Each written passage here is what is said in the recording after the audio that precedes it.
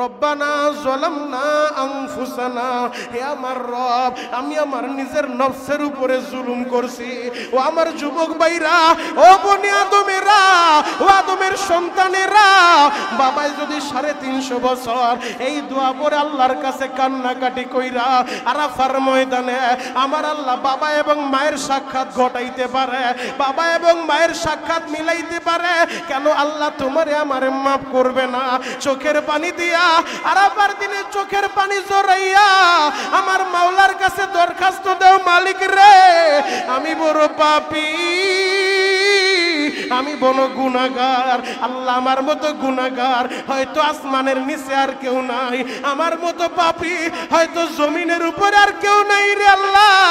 ও আল্লাহ, আমি পাপ করে, অন্যায় করে, অপরাধ করে আল্লাহ আরাফার দিনে জুমার নামাজের পূর্ব মুহূর্তে আমি তোমার কাছে দরখাস্ত দিলাম রে মালিক, আমারে ফিরা দিও না, আমারে তাড়া দিও না। বড় আদর কইরা মসজিদে নিয়ে আসো তোমার কদমে সেজদা দেওয়ার লাইগা। আল্লাহ, যেহেতু মসজিদে ঢুকাইছো, আমারে মন্দিরে পাঠাও নাই, মসজিদে নিয়ে আসো। ও দয়ার আল্লাহ, ফিরা দিও না রে মাওলা, আমারে তাড়া দিও না। ও আমার যুবক ভাইরা, ও আমার হাজী সাহেব বাবাজিরা, মাথাটা নিচের দিকে দিয়া চোখের গরম পানিটা রেডি কইরা বিনয় বিনয় কান্দেন আর খালেস দিলে তওবা করেন। আল্লাহ, যেই দিনে বাবারে মাফ করছো, সন্তানদের কেন মাফ করবা না?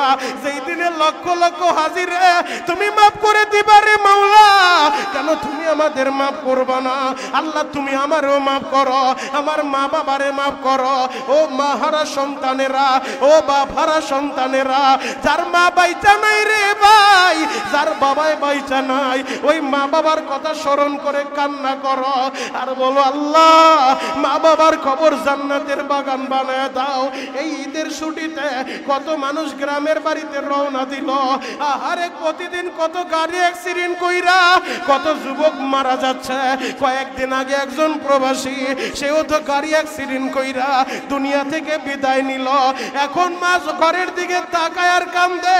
ও কলিজার টুকরা সন্তান, এত সুন্দর বাড়ি বানাইয়া কোন কবরে তুই যে ঘুমাইলি? ও আমার যুবকেরা, ওই মার কথাটা স্মরণ কইরা, ওই বাবার কথাটা স্মরণ কইরা চোখের পানি দিয়ে আল্লাহর একটা ডাক দেন না, ইয়া আল্লাহ। আরো জোরে ডাক দেন, ইয়া আল্লাহ। ডাক দেন না, ইয়া আল্লাহ। ও দয়ার আল্লাহ,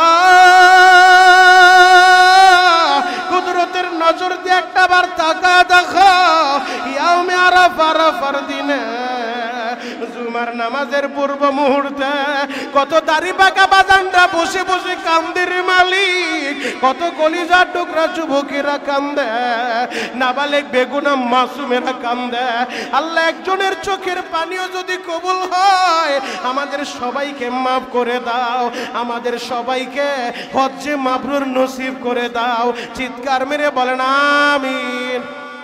আজকে আমরা দেশের ভিতরে কত ধরনের দিবস পালন করি, জন্ম দিবস, মৃত্যু দিবস, আরো কত দিবস, কিন্তু মুসলমান হিসেবে আমাদের যে আজকে দিন ইসলাম আল্লাহ পরিপূর্ণতা দান করেছেন, ইসলাম পূর্ণতা লাভ করেছে যেই দিনে, সেই দিনের খবর অনেক মুসলমানের কাছে নাই। কথা বলেন ঠিক কি?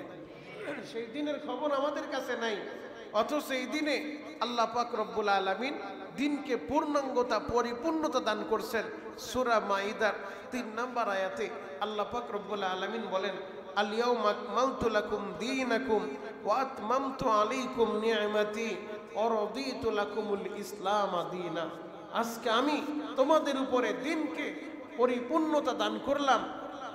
আল ইয়াউমা আকমালতু লাকুম দীনাকুম, আমি তোমাদের উপরে দিনকে পরিপূর্ণতা দান করলাম। ওয়া রাদিতু লাকুমুল ইসলাম দীনা, এবং ধর্ম হিসেবে ইসলামকে আমি মনোনীত করে দিলাম। ইসলাম হলো মনোনীত ধর্ম, সর্বশ্রেষ্ঠ ধর্ম। নবীজি বিদায় হজের বাসনে ইয়াউমে আরাফা, আরাফার দিনে জাবালে রহমতের উপরে দাঁড়িয়ে নবীজি সেদিন বলেছিলেন, আমার পরে আর কোনো নবীও নাই, আমার পরে আর কোনো উম্মতও নাই। সুবহানাল্লাহ, আরো জোরে বলেন সুবহানাল্লাহ। আমি এই শেষ নবী, তোমরাই সর্বশেষ উম্মত, তোমাদের পরে আর কোনো নবী আসবে না, আর কোনো উম্মাহ আসবে না, তোমরাই সর্বশেষ উম্মত। মুহতারাম হাজিরিন, যে দিনকে আল্লাহ পরিপূর্ণতা দান করেছিলেন এই দিনে ইয়াউমে আরাফা, আরাফার দিন বছরের সর্বশ্রেষ্ঠ দিন। শুধু তাই না, যেই ইসলামের জন্য নবী সাল্লাল্লাহু আলাইহি ওয়াসাল্লাম দীর্ঘ 23 বছর অক্লান্ত পরিশ্রম করেছিলেন। ওহী নাজিল হওয়ার পর থেকে, নবুয়তি দেওয়ার পর থেকে দীর্ঘ 23 বছর মক্কা এবং মদিনায়, মক্কায় 10 বছর, মদিনায় 13 বছর। প্রাথমিক যুগে তো এমন হয়েছে 3 বছর পর্যন্ত নবীজি শুধু গোপনে গোপনে দাওয়াত দিছেন। এরপরে আস্তে আস্তে ইসলামের যত প্রচার প্রসার শুরু করলো, যত ইসলাম প্রচার লাভ করলো, ততই তাদের উপরে, মুসলমানের উপরে বেঈমানদের স্ট্রিম লুরাল আর নির্যাতন চলতেছিল। এত কিছুর ভিতর দিয়ে নবীজির 23 বছরের মেহনতের ফসল আল্লাহ পাক রব্বুল আলামিন ইয়াউমে আরাফা, আরাফার দিনে আল্লাহ জানায় দিলেন, আল-ইয়াউমা আকমালতু লাকুম দীনাকুম, আজকে আমি দিনকে পরিপূর্ণতা দান করলাম। আল্লাহু আকবার। মুহতারাম হাজিরিন, নবীজি সেদিন আরাফার ময়দানে দাঁড়িয়ে বলেছিলেন, আমার সাহাবীরা, হয়তো আমি আর তোমাদের মাঝে বেশি দিন থাকবো না, হয়তো আমি আর তোমাদের সাথে এইভাবে দাঁড়িয়ে ভাষণ দিতে পারবো না, তবে 2টা জিনিস আমি তোমাদের জন্য রেখে গেলাম। তারাকতু ফীকুম আমরাইন লান তাদিল্লু মা তামাসসাকতুম বিহিমা কিতাবাল্লাহি ওয়া সুন্নাতা রাসূলি। আমি 2টা জিনিস রেখে যাচ্ছি। 1 নাম্বার আল্লাহর কোরআন, 2 নাম্বার আমি নবীর সুন্নাহ। এই 2টা জিনিস তোমরা শক্তভাবে, মজবুতভাবে ধারণ করবে, তাহলে তোমরা পথভ্রষ্ট হবে না, লাঞ্ছিত হবে না, অপমানিত হবে না। যেই বিদায় হজের ভাষণে নবী দাঁড়িয়ে বলেছিলেন, আজকে সবাই আমরা এক কাতারে শামিল হয়ে গেছি, কে বাদশাহ আর কে ফকির, কে মালিক, কে কর্মচারী, কোনো ভেদাভেদ নাই। আরাফার ময়দানের দিকে লক্ষ্য করলে আপনারা তাকায় দেখবেন, সব হাজিরা এক কাপড়ে, সেলাইবিহীন 2 টুকরা কাপড় পইরা সমস্ত হাজিরা। সেই দিকে হাজিদের দিকে নজর করলে বোঝা যায় না কে মালিক আর কে কর্মচারী, কে বাদশাহ আর কে প্রজা, কে এমপি আর কে মন্ত্রী, কে মেম্বার আর কে চেয়ারম্যান, কে আলেম কে গাইরে আলেম।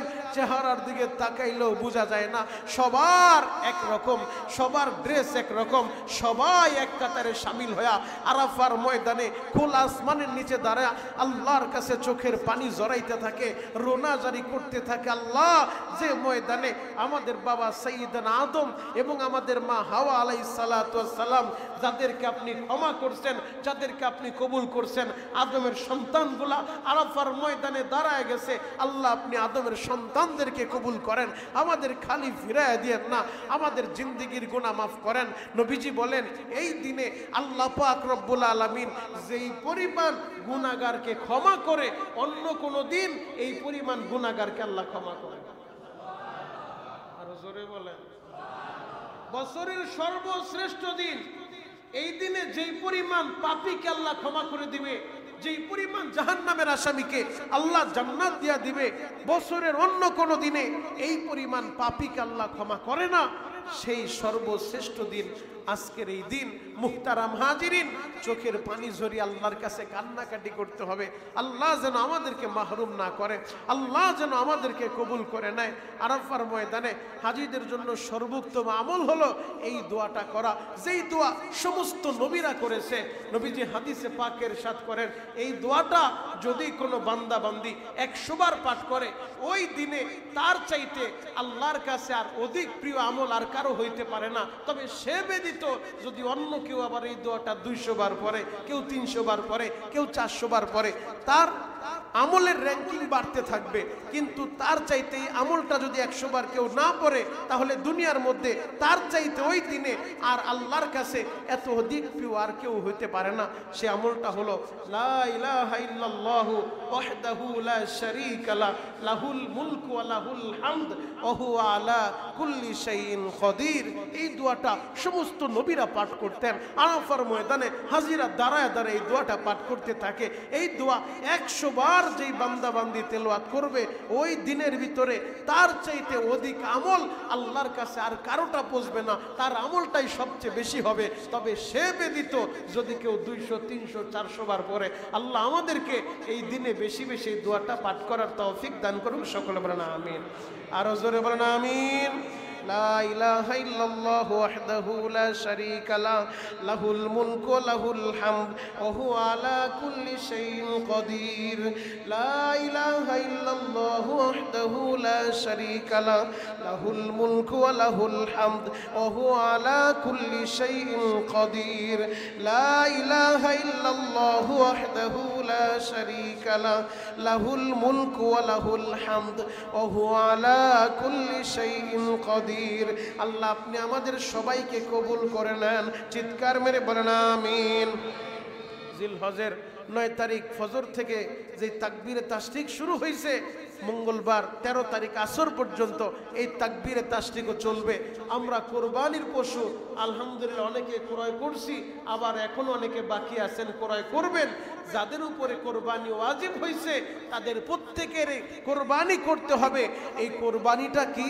সাহাবায়ে কেরাম জিজ্ঞেস করেছিল, নবীজি কোরবানি কি? নবী সাল্লাল্লাহু আলাইহি ওয়াসাল্লাম বলেছেন এটা হলো ইব্রাহিম আলাইহিস সালাতু ওয়াস সালামের সুন্নাত। সুন্নাত আবিকুম ইব্রাহিম আলাইহিস সালাম, এটা ইব্রাহিম আলাইহিস সালাতু ওয়াস সালামের সুন্নাত। সাহাবায়ে কেরাম প্রশ্ন করেছিলেন, নবীজি আমরা ইব্রাহিম আলাইহিস সালাতু ওয়াস সালামের সুন্নাত কোরবানিটা করলাম, আমাদের লাভ কি, আমাদের ফায়দা কি? নবী সাল্লাল্লাহু আলাইহি ওয়াসাল্লাম বলেছেন প্রতিটা পশমের বিনিময়ে আল্লাহ তোমাদেরকে নেকি দান করবেন। সাহাবায়ে কেরাম প্রশ্ন করেছিলেন, নবীজি যদি বেড়ার পশম তো কোকড়ানো থাকে, অনেক বেশি পরিমাণে থাকে, সেটারও কি নেকি হবে? নবীজি বলছেন হ্যাঁ, বেড়ার শরীরে যেই পরিমাণ পশম আছে প্রতিটা পশমের বিনিময়ে আল্লাহ তোমাদের নেকি দান করবে। এমনকি শুধু তাই না, ময়দানে মাহশারে যেই কোরবানির জন্তুকে আপনি কোরবানি করবেন, এই কোরবানির জন্তুটা হাড্ডি শিং সহ ময়দানে মাহশারে আপনার নেক আমলের পাল্লায় আল্লাহ উঠায়। এজন্য যাদের উপরে কোরবানি ওয়াজিব, কোরবানি করতে হবে। কোরবানি করার সময় হলো জিলহজের 10 তারিখ থেকে শুরু করে 12 তারিখ আসর পর্যন্ত। জিলহজের 10 তারিখ থেকে শুরু করে 12 তারিখ আসর পর্যন্ত। জিলহজের 10 তারিখ ঈদের নামাজের পরে। এখন যদি কেউ নিয়ত করে যে যেহেতু ওয়াজিব হয়ে গেছে, ফজরের নামাজের পরে কষাইয়ের সিরিয়াল পায় না, ফজরের পরে কাম সারছে, ফজরের পরে কোরবানি করে এরপর ঈদগাহে আসছে, তাহলে হবে না। ঈদের নামাজের পর থেকে শুরু হবে।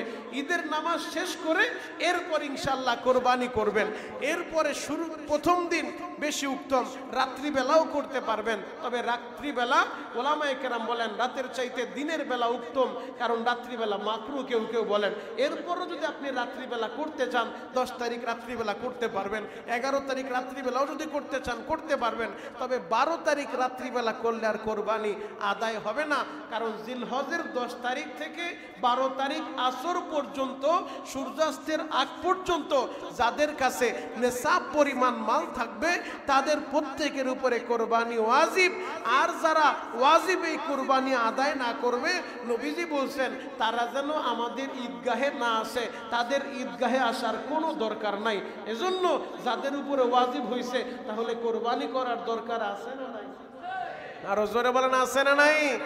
নবীজি প্রতি বছর কোরবানি করতেন। নবীজি প্রতিটা বছর মদিনায় থাকা অবস্থায় তিনি কোরবানি করছেন। এজন্য আমরাও এই কোরবানি আদায় করব। এই ক্ষেত্রে আমাদের আরো কিছু মাসআলা আগামীকাল ঈদের নামাজের পূর্ব মুহূর্তে আলোচনা করব। আজকেও কিছু মাসআলা আমরা আলোচনা করতে চাই।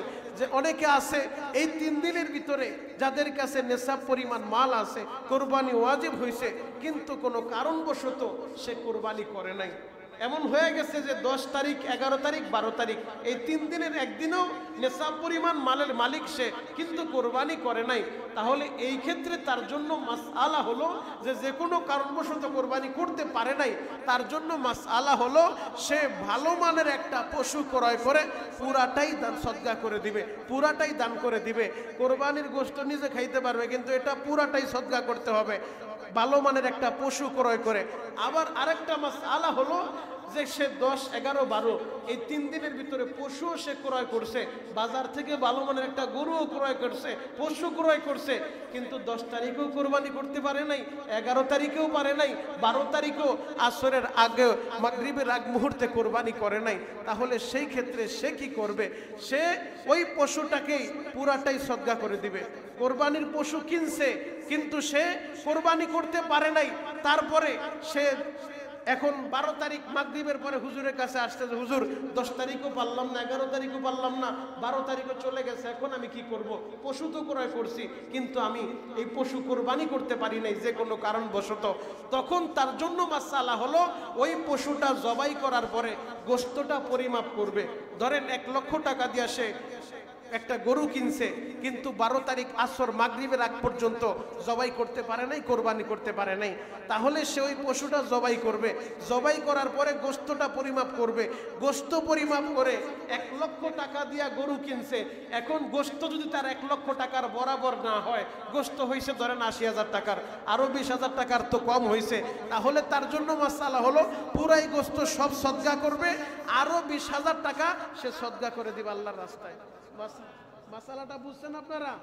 গরু ক্রয় করছে, পশু ক্রয় করছে, কিন্তু 3 দিনের একদিনও সে কোরবানি করতে পারে নাই, তাহলে তার জন্য মাসালা হলো ওই পশুটা জবাই করার পরে গোশত পরিমাপ করবে।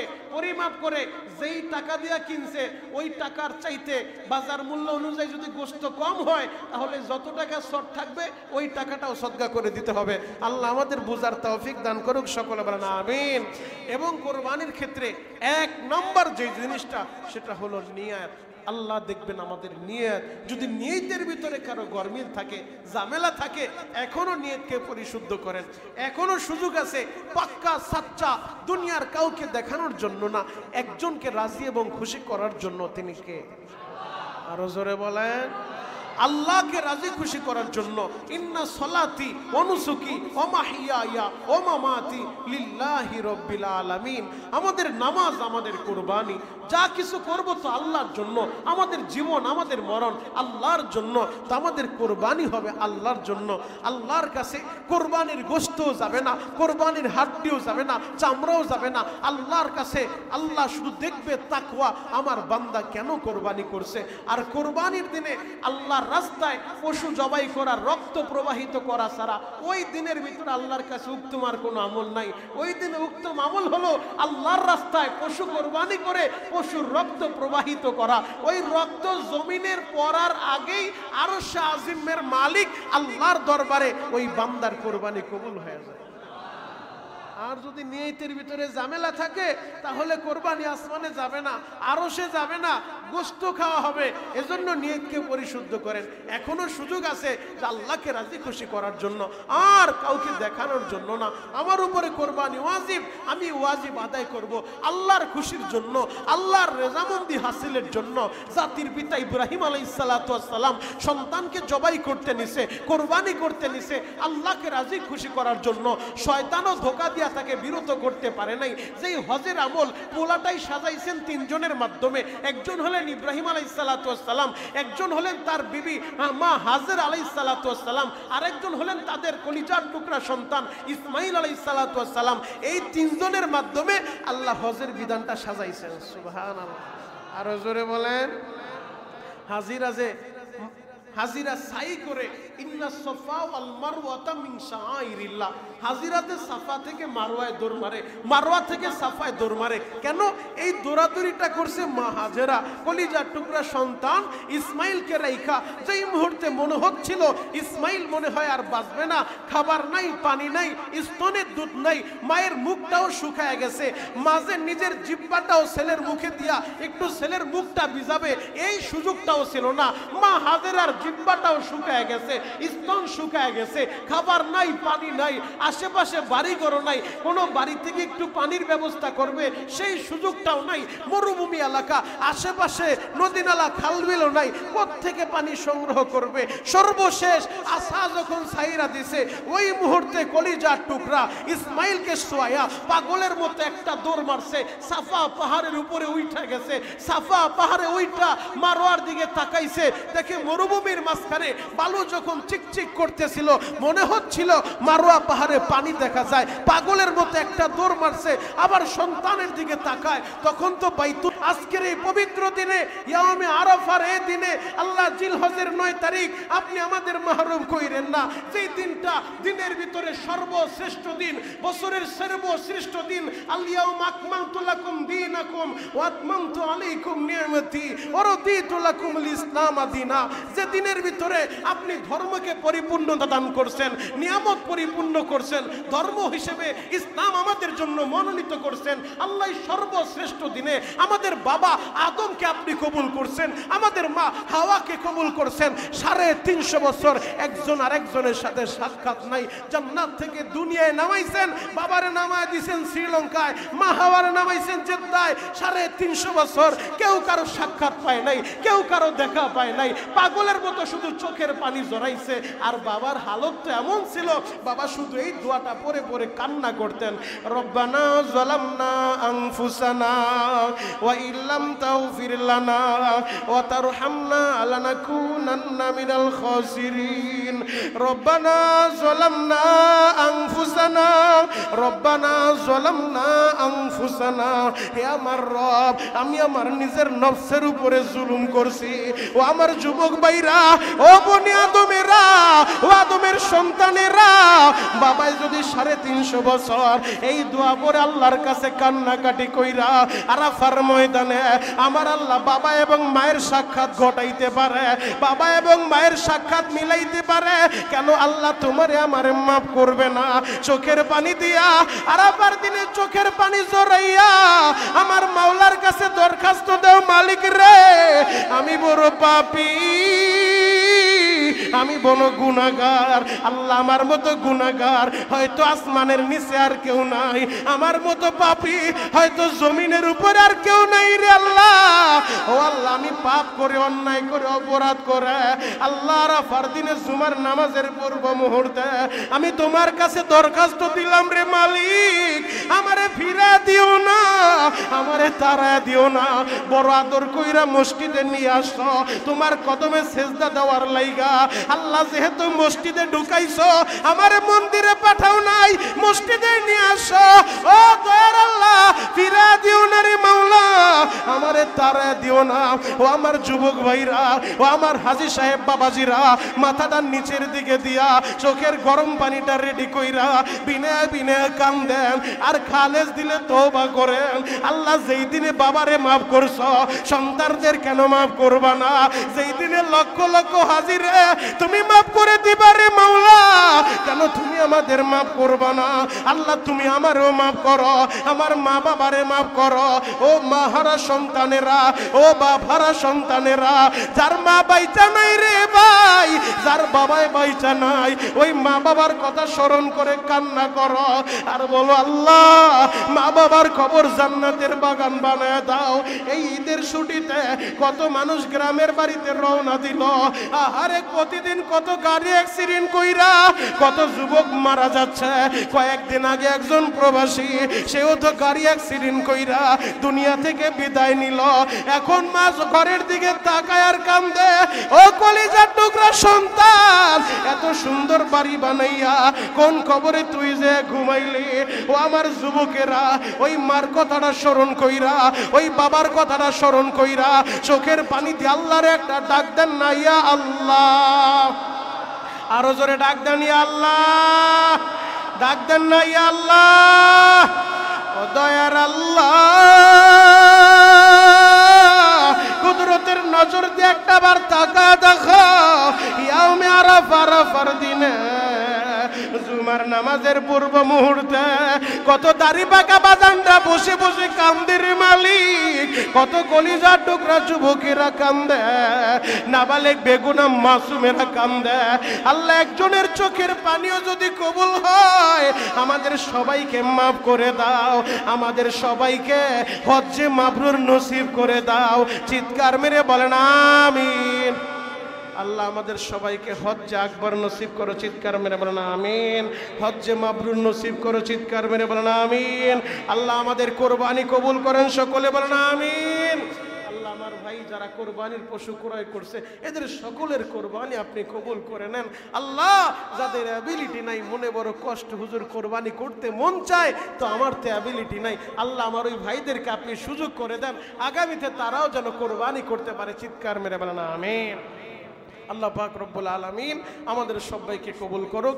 আমাদের নামাজ, আমাদের কোরবানি, আমাদের জীবন, আমাদের মরণ একমাত্র আল্লাহকে রাজি এবং খুশি করার জন্য আল্লাহ যেন কবুল করে না। চিৎকার মেরে বলেন আমিন। আলহামদুলিল্লাহ, অনেকেই দোয়া চেয়েছেন, দান বক্সগুলো ছেড়ে দেন আজকে এবং আগামীকাল পবিত্র ঈদুল আজহার জামাত আমাদের ঐতিহ্যবাহী কেরানীগঞ্জ সুবাড্ডা বাইতুন নূর কেন্দ্রীয় জামে মসজিদে সকাল 7:30 অনুষ্ঠিত হবে ইনশাআল্লাহ। সকাল 7:30 আপনারা ভালো করে অবগত আছেন। আমাদের ঈদের জামাত কিন্তু 1 মিনিটও দেরি হয় না। তো জুমার জামাত যদিও 2, 4, 5, 10 মিনিট এদিক সেদিক হয়, অনেক সময় কথা বলার জন্য অনেক হাজত থাকে, কিন্তু ঈদের জামাতের ব্যাপারে আমরা কিন্তু খুব সেন্সিটিভ। 1 মিনিটও দেরি হওয়ার কোনো সুযোগ নাই।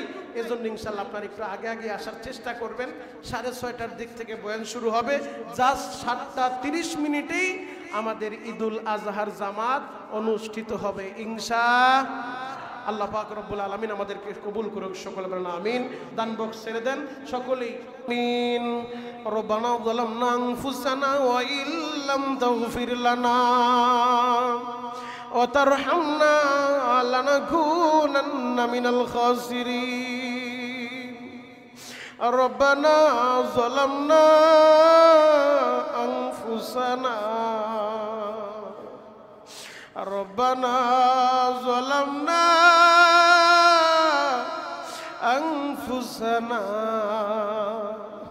ওয়া ইল্লাম তাগফির লানা ওয়া তারহামনা লানাকুনান্না মিনাল খাসিরিন।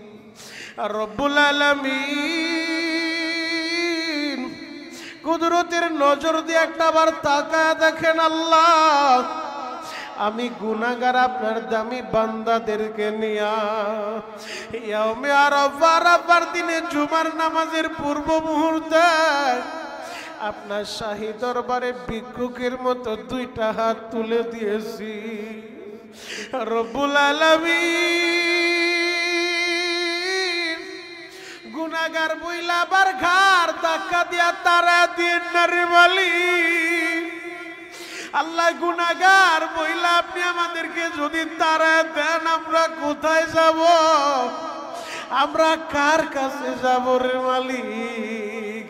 আমাদের দ্বিতীয় কোনো মাবুদ নাই, দ্বিতীয় কোনো ইলাহ নাই, আমরা একমাত্র আপনারই গোলামি করি, আপনার কাছে সাহায্য চাই রে আল্লাহ। আপনি আমাদের সবাইকে কবুল করে নেন। একটাবার তাকায় দেখেন গো, আমার কত ভাইরা মা হারে হাত উঠাইছে, আমার কত ভাই বাবা হারে হাত উঠায় কান্দে মালিক। হয়তো অনেকের বাবা গত কোরবানিতেও ছিল, এই কোরবানিতে বাবা নাই। হয়তো অনেকের মা দুঃখিনী, গত কোরবানিতেও দুনিয়া ছিল রে আল্লাহ, নিজের হাতে রান্না কইরা খাওয়াইছে, এই কোরবানিতে মায় পয়সা নাই। ও দয়ার আল্লাহ, ওই মা বাবার কবরটা জান্নাতের বাগান বানায় দেন। অনেকের মা অসুস্থ হইয়া বিছানায় পড়ে গেছে রে আল্লাহ, অনেকের বাবা অসুস্থ হইয়া বিছানায় পড়ে গেছে। অসুস্থ মা বাবারে আপনি সুস্থ করে দেন। জীবনে এমন কোন মোনাজাত নাই রে মালিক যে মোনাজাতে মা বাবার কথা বলি নাই। আল্লাহ ওই মা বাবারে আপনি কবুল করে নেন গো মালিক। আল্লাহ কত হাজিরা হাত উঠাইছে, যেই হাজিদের হাত 2টা আপনার ঘরের সাথে লাগছে দেখছে রে আল্লাহ, কত হাজিরা হাত উঠাইল, যেই হাজিদের হাত দিয়া আল্লাহ ওই হাজরে আসওয়াদ ধরছে, যেই হাজিদের চোখ দুইটা আরাফার ময়দানে যাইয়া ওই জাবালের রহমত দেখছে রে আল্লাহ, মিনার মুজদালিফা দেখছে। ও দয়ার আল্লাহ, ওই হাজিদের দিকে তাকাইয়া বড় মজলিসের সবাইকে আপনি কবুল করে নেন। কত আলেম ওলামা, কত হাফেজে কোরআনরা হাত উঠাইছে। আল্লাহ, আমি গুনাহগারদের কি দিয়া বিদায় দিব? আমার কাছে দেবার মতো তো কিছুই নাই। আমি গুনাহগার হিসেবে হাত উঠাইয়া দোয়া করে চাই রে মালিক, একজন রেও আপনি মাহরুম কইরেন না, একজন রেও খালি ফিরায়েন না। আল্লাহ, যারাই আমি গুনাহগারের সাথে হাত উঠাইছে এদের সবাইকে হজ্জে মাবরুর নসিব করে দেন। আল্লাহ, হজ না করে কবরে নিয়েন না। আল্লাহ আল্লাহ এবছর যত হাজিরা হজে গেছে সমস্ত হাজিদের হজ কবুল করে নেন। আল্লাহ, সমস্ত হাজিদের জিন্দেগির গুনাহ মাফ করে দেন। আল্লাহ, খাস করে এই মসজিদ মাদ্রাসা কিয়ামত পর্যন্ত কবুল করে নেন। আল্লাহ, কত ভাইরা দোয়া চাইছে মার জন্য, বাবার জন্য, আল্লাহ আত্মীয় স্বজনের জন্য, এদের সকলের দিলের নেক মাকাসাত পুরা করে দেন। আল্লাহ, যারা আমি গুনাহগারের সাথে হাত উঠাইছে এদের মধ্যে অনেকে অসুস্থ, অনেকে ঋণগ্রস্ত, আল্লাহ কষ্টের কথা কাউকে বলতে পারে না। এমনও ভাই আছে অভাবের কারণে হয়তো এবছর কোরবানি দিতে পারবে না, লজ্জায় মুখ ফুটে কাউকে বলতেও পারে না। আল্লাহ, আমার ভাইদের সমস্ত পেরেশানি আপনি দূর করে দেন, যত হাজত গাইবি খাজানা থেকে পুরা করে দেন। আল্লাহ, ঋণগ্রস্ত ভাইরা যেন ঋণ পরিশোধ করতে পারে কবুল করে নেন। আল্লাহ, খাস করে আমাদের সবাইকে একবার হলো স্বপ্নে যোগে দয়ার নবীর নুরানি চেহারাটা দেখায় দেন। আল্লাহ, যারা কোরবানির পশু ক্রয় করছে আমাদের সকলের কোরবানি আপনি কবুল করে নেন। আমাদের নামাজ, আমাদের কোরবানি কবুল করে নেন। আমাদের নামাজ, আমাদের কোরবানি কবুল করে নেন। আল্লাহ, যেই ভাইরা এই বছর কোরবানি দিতে পারে নাই, আল্লাহ আগামী বছর যেন তারা কোরবানি দিতে পারে, আপনি তাদেরকে আর্থিক সচ্ছলতা দান করেন। আপনি তাদের রিজিকের ভিতরে বরকত দিয়া দেন, রিজিকের ভিতরে আসাদ দিয়া দেন। আল্লাহ, খাস করে আমাদের সমস্ত পেরেশানি আপনি দূর করে দেন। আল্লাহ, মাদ্রাসায় কোরবানির জন্য আপনার পাগলেরা দান করছে, আল্লাহ সকলের দানগুলো কবুল করে নেন। আজকে জুমার দিন মসজিদে যারা দান করলো, টাকার মায়া ত্যাগ করে পকেটের বড় নোটটা আপনার ঘরে যারা দান করলো, এদের সকলের দানের খবর সোনার মাদিনায় পৌঁছায়া দেন। আল্লাহ, সুজানগর থেকে, সেই পাবনা থেকে আপনার বান্দা জুমার নামাজ পড়তে এত দূর ছুটে আসছে, আল্লাহ মেহেরবানি করে তার মা বাবাকে আপনি মাফ করে দেন। দূর দূরান্ত থেকে অনেক ভাইরা এই মসজিদে আছে, আল্লাহ আমি তাদের চিনি না, জানি না, রক্তের কোনো সম্পর্ক নাই, এরপর আলেম হিসেবে যারা আমারে মোহাব্বত করে আপনি তাদেরকে মোহাব্বত করেন, ভালোবাসেন। আখিরি দরখাস্ত মালিক, যেদিন এই দুনিয়া থেকে বিদায় নিয়ে চলে যাব ওই দিন ওই মুহূর্তে আমাদের সকলের জবানে জারি করে দিবেন লা ইলাহা ইল্লাল্লাহু মুহাম্মাদুর রাসূলুল্লাহ।